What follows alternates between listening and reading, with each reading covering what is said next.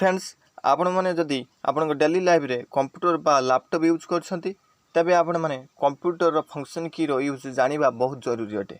F1 पाखरु F12 की रो काम कौन आज आम यही वीडियो रे जानिबा बट आपण मैंने यही वीडियो को लास्ट पर्यंत देखंतु। फ्रेंड्स कंप्यूटर बा लैपटॉप आज समय किए बा यूज न करती यहाँ यूज करिवार चाहिदा मोठारु आपण मैंने भल भाव जानते किंतु फंक्शन की रो यूज बहुत कम लोक जानती। यही 12टी फंक्शन की बहुत गुरुत्वपूर्ण अटे। आपण मानकु फंक्शन की रो यूज जानिबा निहाती आवश्यक। आसंतु गटी गटी करी सिंपल पद्धति रे आमे फंक्शन की बाबद रे जानिबा। हमरो 12टी फंक्शन की रही। सर्वप्रथम फंक्शन की होची जार ना F1। यार बेसिकली यूज होता है हेल्प सेंटर को ओपन करने पाई। फॉर एग्जांपल मानि नियंतु जदि आपण कंप्यूटर बा लैपटॉप कीबोर्ड रे F1 प्रेस करछंती कंप्यूटर क्षेत्र रे F1 प्रेस करबा पड़िबो। लैपटॉप क्षेत्र रे F1 प्रेस कले यह कोनोसी काम दब नाही। आपण फंक्शन की प्लस F1 की दबाइबा पड़िबो देले जाई आपण हेल्प सेंटर ओपन करि परिबे। लैपटॉप क्षेत्र रे हेल्प सेंटर साहाय्य जे कोनोसी सॉफ्टवेयर एप्लीकेशन बाबद रे हेल्प नै परिबे।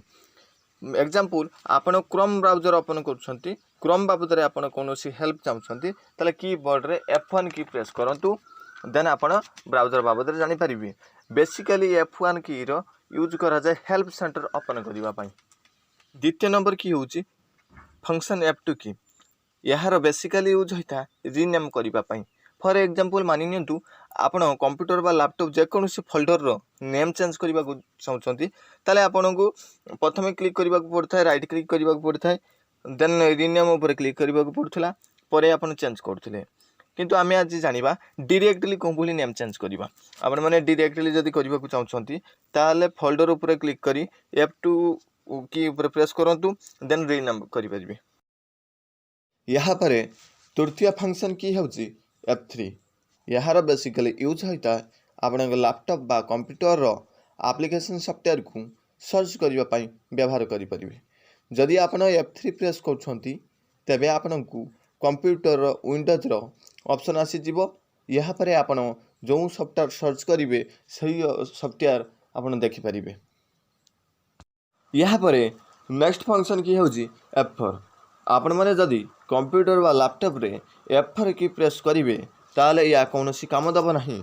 आपण अल्टर की सह F4 प्रेस करछंती तबे आपण जो एप्लीकेशन ऑन करिसंती ताहा क्लोज हे जिवो। जदि आपण डेस्कटॉप रे आसी अल्टर की सह F4 की प्रेस करछंती तबे शटडाउन ऑप्शन आसी जिवो। बेसिकली F4 शटडाउन पई व्यवहार करा जाय। यहाँ पर पंचम नंबर की होची F5 की रो बेसिकली रिफ्रेश करबा पई व्यवहार करा जाय। फॉर एग्जांपल मानि नियंतु आपण कंप्यूटर को रिफ्रेश करबा पई चाहउचंती तबे आपण डेस्कटॉप ऊपर राइट क्लिक करथले एवं रिफ्रेश ऑप्शन रे रिफ्रेश करथले।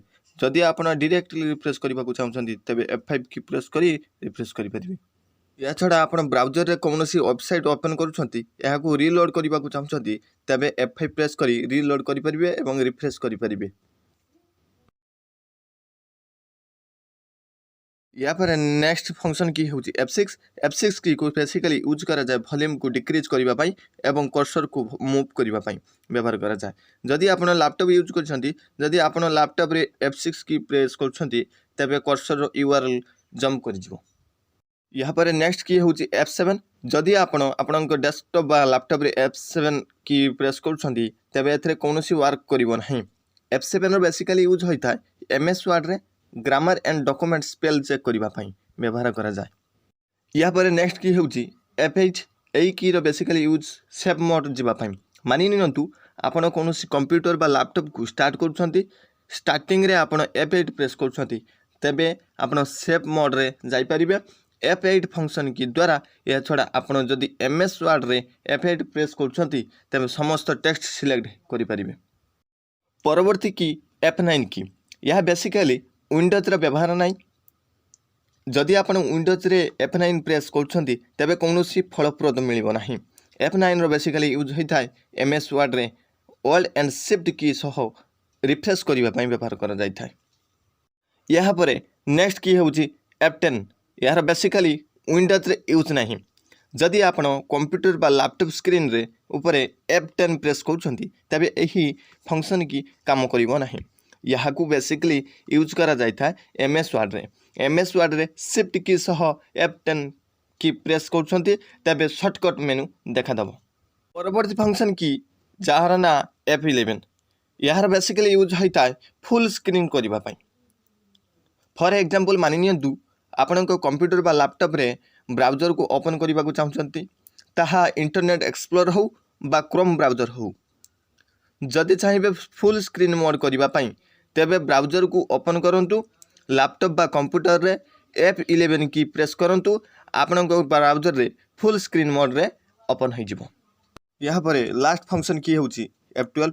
जदि आप लैपटॉप रे बिना फंक्शन की F12 प्रेस करछंती तबे आपण लैपटॉप फ्लाइट मोड रे चली जिवो।